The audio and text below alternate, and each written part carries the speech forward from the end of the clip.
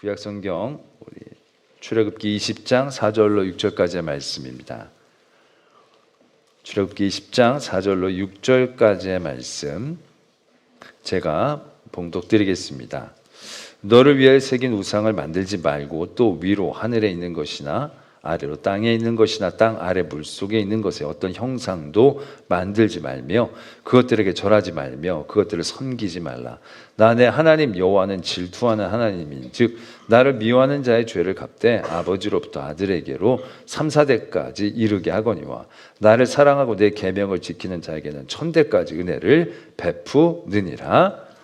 아멘. 하나님의 말씀입니다. 말씀을 위해 함께 기도드립니다. 사랑의 하나님 아버지, 오늘도 주의 귀한 말씀 앞에 세워주셨습니다. 저희들의 육신, 저희들의 마음 하나님께서 이 시간 붙잡아 주셔서 하나님의 말씀 그대로 듣게 하실 때 하나님의 진심, 우리를 향한 그 사랑의 깊이를 더욱더 알아가는 귀한 시간 되게 하여 주시옵소서. 이 시간 온전히 성령으로 인도해 주실 줄 믿사옵고 예수 그리스도의 이름으로 기도드립니다. 아멘. 이스라엘 민족이 하나님의 전적인 은혜로 말미암아 해방과 자유라는 큰 선물을 받게 되어졌습니다. 그 선물이 그들에게 주어지기까지 그들이 행한 건 아무것도 없이 전적으로 하나님이 이루어 주신 것입니다. 그런 은혜 가운데 광야에 나온 이스라엘 민족에게 하나님이 처음으로 주신 말씀, 그것이 우리가 말하면 십계명입니다. 이 십계명은 그래서 다시금 말씀을 드리지만 어떤 은혜를 받기 위한 조건으로 주어지는 것이 아니라 이미 한량없는 은혜를 받은 우리들이 어떻게 살아가야 하는지, 어떻게 살아야 그 은혜를 더 은혜되게 누릴 수 있는지에 대한 말씀으로 우리에게 주신 것이다 라는 생각을 가지고 우리가 다시 한번 십계명을 바라보고 있습니다. 오늘은 그 두 번째 계명이라고 얘기하는 그 말씀을 바라보게 됩니다. 처음부터 이렇게 시작을 하죠. 너를 위하여 새긴 우상을 만들지 말고 위에 있는 거나 땅에 있는 거나 땅 아래에 있는 것이나 상으로 만들고 섬기지 말고 절하지 말라, 이렇게 말씀이 적고 있습니다. 그래서 우리는 이 두 번째 계명, 우상 숭배를 하나님이 얼마나 싫어하시는가로 이해하게 됩니다. 정말 하나님은 우상 숭배를 굉장히 많이 경계하십니다. 그만큼 싫어하시고 또 우상 숭배는 그만큼 집요하다는 것을 또한 우리는 다시 한번 깨닫게 되는 것이죠. 출애굽기 20장에서부터 하나님께서 이스라엘에게 주신 말씀이 시작이 되는데 그게 출애굽기 31장까지 이어집니다. 그래서 여러 가지 계율과 또 성막을 짓는 여러 방법들을 쭉 적어 주십니다. 그 말씀이 끝남과 동시에 32장에 어떤 사건이 일어나느냐 하면 우리가 그 잘 아는 금송아지 사건이 일어나는 겁니다. 하나님께서 그렇게 모세를 불러다가 경계하고 또 가르치려고 하시는 그 순간 광야에서 나오자마자 이스라엘 민족이 제일 먼저 저지른 그런 죄악이 우상숭배라는 죄악이에요. 그러니까 이 우상숭배라는 게 얼마나 집요한가 깨닫게 되는 대목이죠. 40년 동안 광야에서 그들이 훈련을 받았어요. 훈련을 받고 가나안 땅에 들어가기 직전에 그 주변에 사는 민족들과 몇 차례 전쟁이 있습니다. 그 전쟁에서 늘 이스라엘이 이겼습니다. 그런데 가장 크게 피해를 본 사건이 있습니다. 그게 바로 뭐냐? 모압 땅에 가서 모압 여인들이 이스라엘 민족을 끌고 가서 자기들의 신 앞에서 춤추고 노래하고 그 우상을 숭배하게 한 거죠. 자기네도 모르게 40년 동안 훈련받고 있었던 그 이스라엘 민족인데도 불구하고 그냥 자기도 모르게 스르르 거기에 빠져버린다라는 얘기죠. 그 다음에 가나안 땅에 들어가서는 말할 것도 없죠. 사사기와 열왕기상, 역대상을 보면요, 이스라엘 민족이 하나님이 그렇게 신신당부를 했음에도 불구하고 그들의 우상 숭배는 정기적으로, 습관적으로 마치 전기 구독한 것처럼 우상 숭배를 하고 있다는 사실들을 우린 참 기가 막히게 발견하게 된다라는 얘기죠. 단순히 그들이 어리석다라고만 얘기할 수 없고 그만큼 우상 숭배라는 것에 대한 유혹이 굉장히 집요하다. 그래서 하나님이 이렇게 경계하신다라는 생각을 다시 한번 하게 되는 대목입니다. 그런데 이 말씀을 우리가 다시 한번 천천히 살펴보면 이게 우상 숭배의 초점을 갖고 있는 계명이 아니다라는 사실을 발견하게 됩니다. 우리는 그냥 두 번째 계명 우상숭배 싫어하시니까 이거 하지 말아야 되겠다라고만 생각하지만 단순히 우상숭배가 죄니까 그거 하지 말아라는 얘기, 그런 계명이 아니라는 겁니다. 말씀에 보면 우상에 대한 얘기도 좀 있지만 여호와는 질투하는 하나님이다. 나를 미워하는 자에게는 벌을 내리고 나를 사랑하는 자에게는 은혜를 베풀겠다. 어떻게 보면 하나님이 자기를 사랑하는 것에 대한 말씀에 대한 부분들이 더 많이 언급되고 있다는 것을 우리는 눈여겨보게 된다는 얘기죠. 더더군다나 하나님께서 그것들에게 절하지 말고 섬기지 말라라고 하시면서 나 너의 하나님 여호와는 질투하는 하나님이다 라고 밝히고 계신다라는 것입니다. 지금 우상 숭배에 초점이 있다라고 한다면 하나님이 자신을 밝힐 때 또 다른 이름으로 밝히시는 게 더 어울려 보입니다. 나는 유일한 하나님이다. 나는 창조주 하나님이다. 나는 전능자 하나님이다. 우상들은 아무것도 아니야. 내가 진짜 하나님이고 내가 참신이고 내가 너희를 인도하는 하나님이야.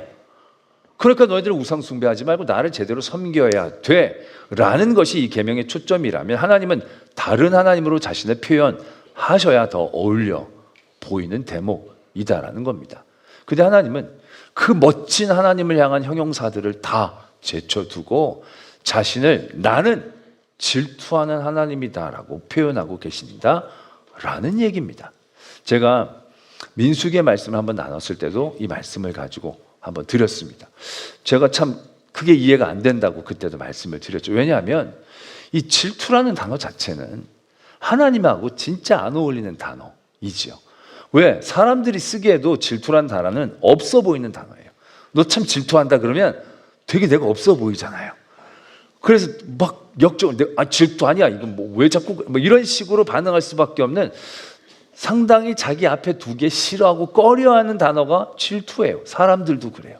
너 질투 많지? 그래 나 많어. 이렇게 얘기하는 사람들은 많지 않아요. 그런데 그 단어를 하나님이 스스로 사용하고 계신다라는 것이죠. 너무 걸맞지 않은 표현이다라는 생각들을 하게 된다는 얘기죠. 하나님이 왜 자신 앞에 이렇게 없어 보이는 단어를 사용하고 계시는 것일까? 그러면서 그때 그런 말씀을 드렸었습니다.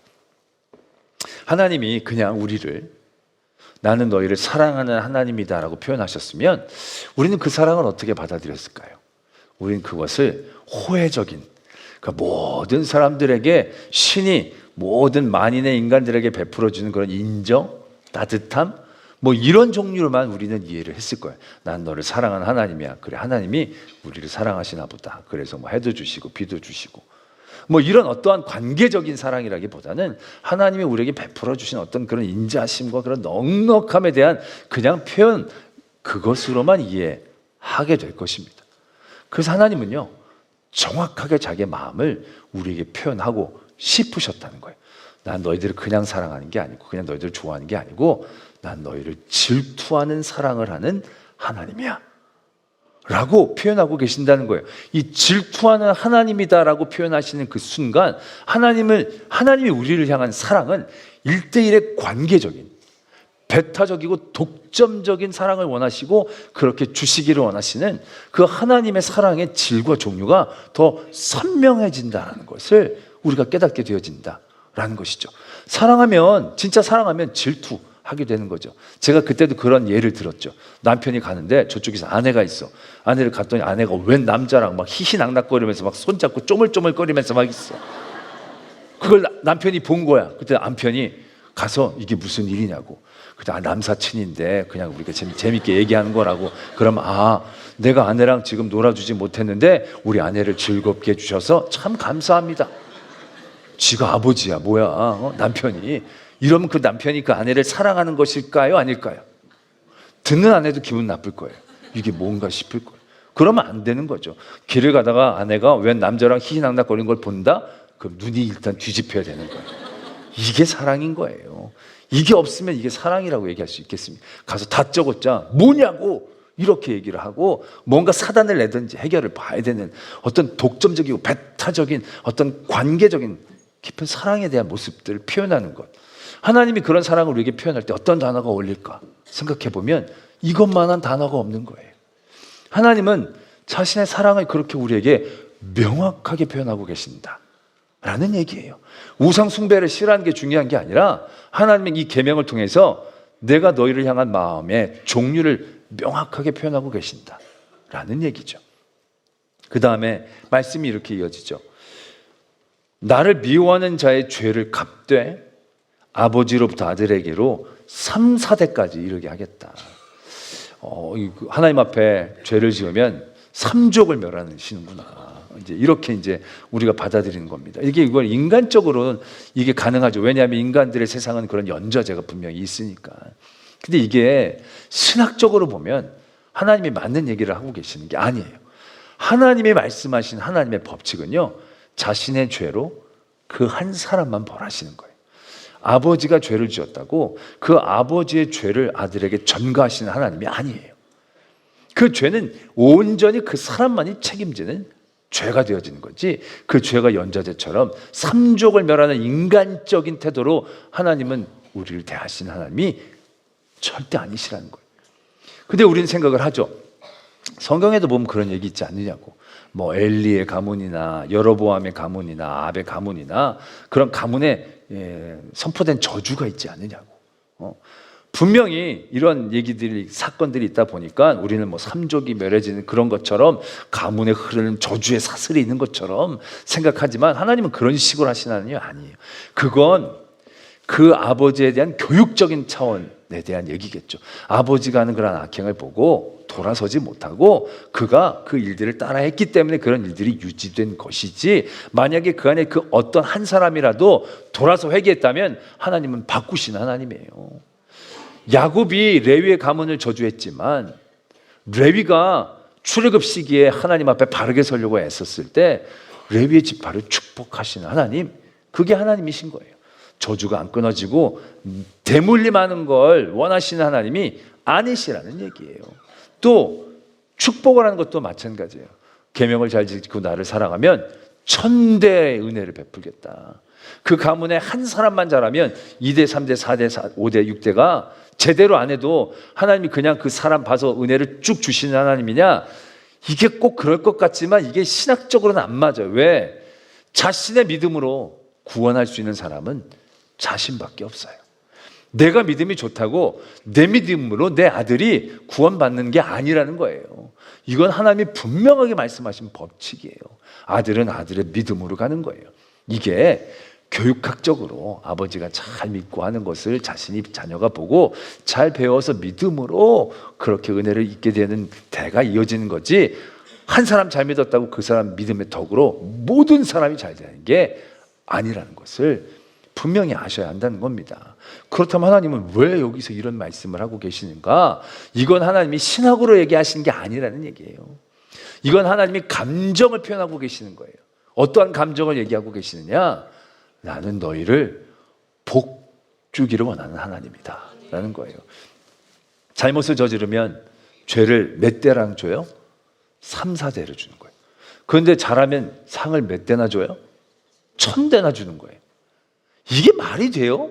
한 2, 3배 정도 올리시는 게 맞지, 3, 4배랑 1000배는 이게 비교가 안 되는 거잖아요. 이게 어느 정도 비교가 돼야 이게 될 텐데, 이쪽은 너무 압도적인 차이를 하나님이 얘기하고 계신다는 거예요. 그만큼 나를 사랑하면 이렇게 해주고 나를 미워하면 이만큼 저주를 내린다라는 어떠한 수치의 차이를 나타내는 게 아니고요.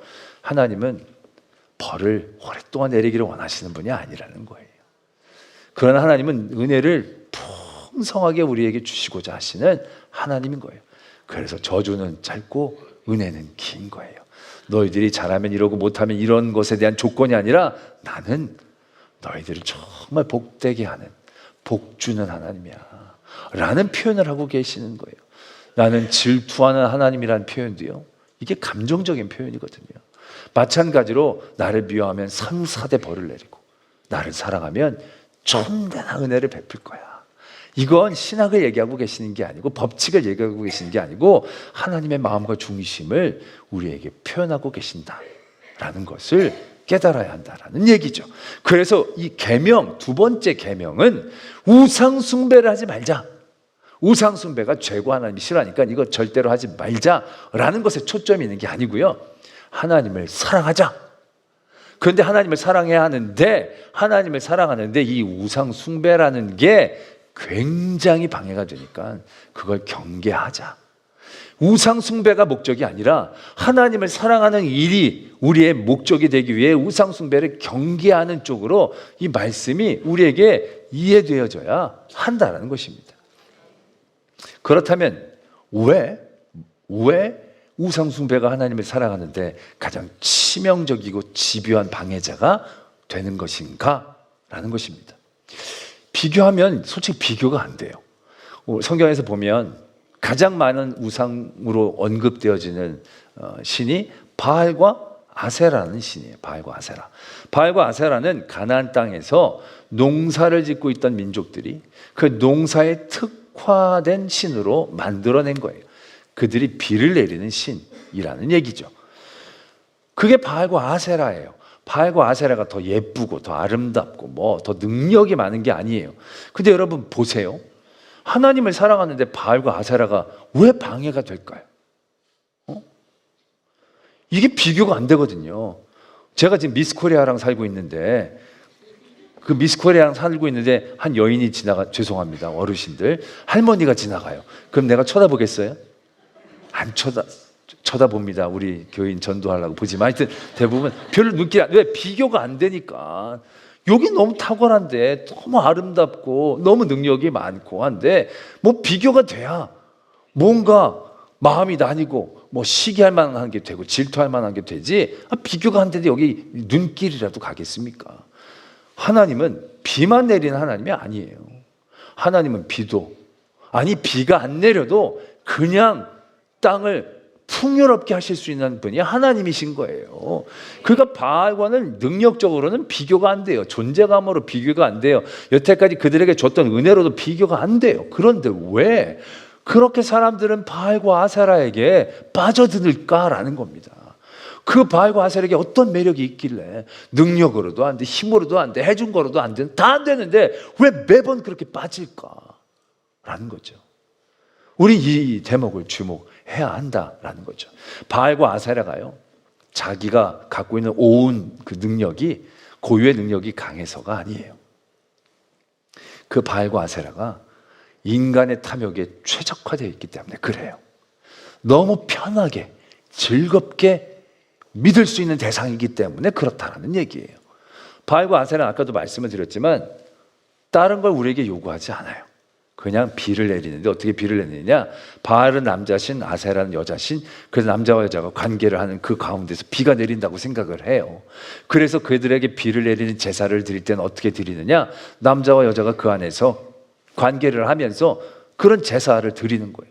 이게 얼마나 재밌어요. 그들에게 얼마나 매혹적이에요. 그리고 뭐 도덕적으로 살 필요도 없어요. 자기의 삶을 바꿀 필요도 없어요. 그렇게 와가지고 제사 때 그 짓하고 그냥 제물 드리고 바라기만 하면 되는 거예요. 이게 얼마나 믿기 편안한 거예요. 내가 하나님 믿을 때는 내 삶도 바꿔야 돼, 생각도 바꿔야 돼, 굉장히 하나님 눈치도 봐야 돼. 근데 바알과 아세라는 눈치를 볼 필요가 없어요. 그냥 주면 돼, 먹이면 돼.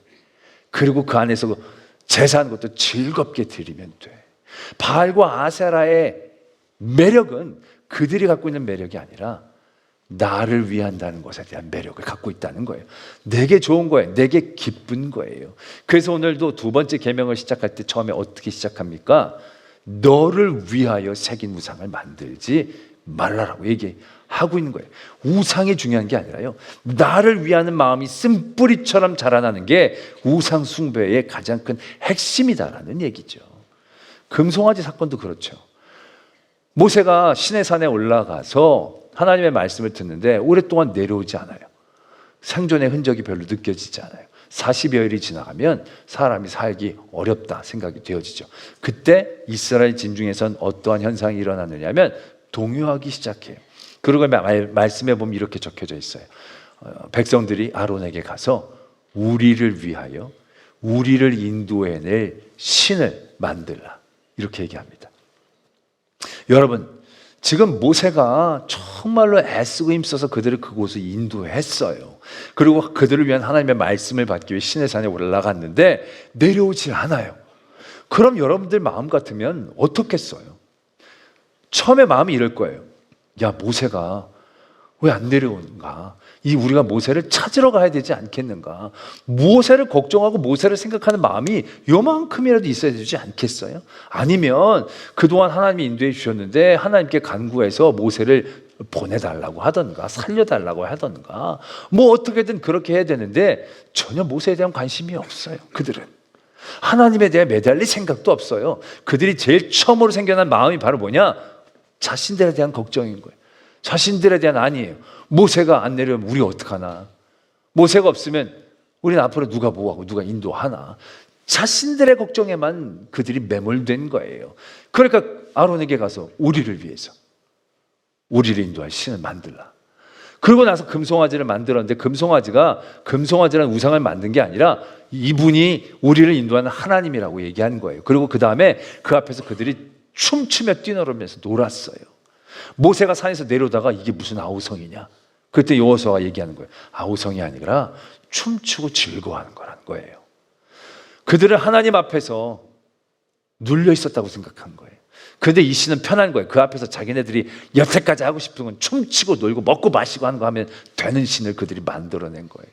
그 신을 위해서 만든 게 아니고 자신들을 위하여 그 신을 만들어냈다는 얘기예요. 그게 금송아지의 치명적인 모습이 된다는 것을 우리가 깨달아야 한다는 것입니다. 우상 숭배가 바로 그거예요. 바알과 아세라가 무서운 게 아니에요. 바알과 아세라를 위해서 사는 게 아니거든요.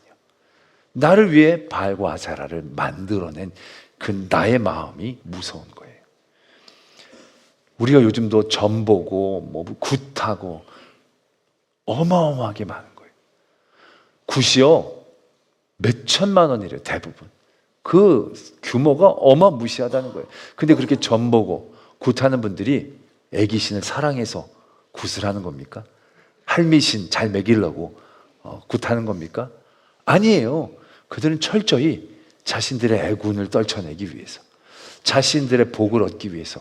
그런데 이게 생각보다 쉬워요. 왜? 자기의 삶을 바꿀 필요는 없거든요. 삶을 내려놓을 필요도 없거든요. 희생 헌신할 필요도 없거든요. 돈만 내면 되는 거거든요. 그냥 돈만 내고 자신들이 원하는 것들, 자신이 바라는 것들을 마음껏 얘기하고 마음껏 요구하고 마음껏 싸울 수 있는 그러한 관계를 만들어내니까 이게 얼마나 속편한 거예요. 뭔가 애군이 있을 때 돈 내고 부적 하나 받으면 내가 도덕적으로 선하고 그렇게 살 필요 없어. 계속 살아도 이 부적이 다 막아주니까. 이게 얼마나 속편한 거예요, 나한테. 얼마나 유익한 거예요, 나한테. 얼마나 내가 복받는 길이에요, 나한테. 이게 우상숭배의 가장 큰 핵심이다라는 것입니다. 우리가 지난주에 나 외에 다른 신을 두지 말라, 우리와 하나님의 관계 안에 그 어떤 것도 끼지 않게 하는 게 굉장히 중요한 첫걸음이다 말씀을 드렸죠. 그래서 아무것도 안 끼게 나와 하나님만 딱 남으면 되느냐? 이게 다 된 게 아니에요. 여기에서도 위험 요소가 있다는 거예요. 어떠한 위험 요소가 있습니까? 나라는 위험 요소가 있다는 거예요. 이스라엘이 광야에 나갔을 때, 금송아지 만들었을 때 그들을 유혹하는 다른 신이 있었어요? 없었어요. 더 강력해 보이고 뭐 큰 유익을 줄 만한 신이 그들에게 없어. 그냥 허허 벌판이었어요. 그리고 그들을 위협하고 그들을 의지할 만한 외부적인 세력이 있었습니까? 아니요. 그 광야에는 어떠한 세력도 존재하지 않았어요. 어떠한 힘도 없이 딱 그들과 하나님만 그 광야에 있었어요. 근데 거기서 그냥 금송아지가 만들어진 거예요. 왜 그 금송아지가 만들어진 겁니까? 그들 안에 쓴뿌리처럼 자라나는 자신을 위한다는 생각. 하나님이 그들을 위하고 그들을 인도해 주셨으면 하나님을 사랑하고 하나님께 드려야 되는데 그들은 철저히 자신을 위하는 이기적인 쓴뿌리들을 제거하지 못했을 때 그 안에서 자기를 위하고 우리를 위하고 나만 잘 살고 나만 살아남는 그러한 자기 우상이 그 안에서 자생적으로 자라나게 되었다는 사실들을 우리는 분명히 깨닫게 되어진다는 것이죠.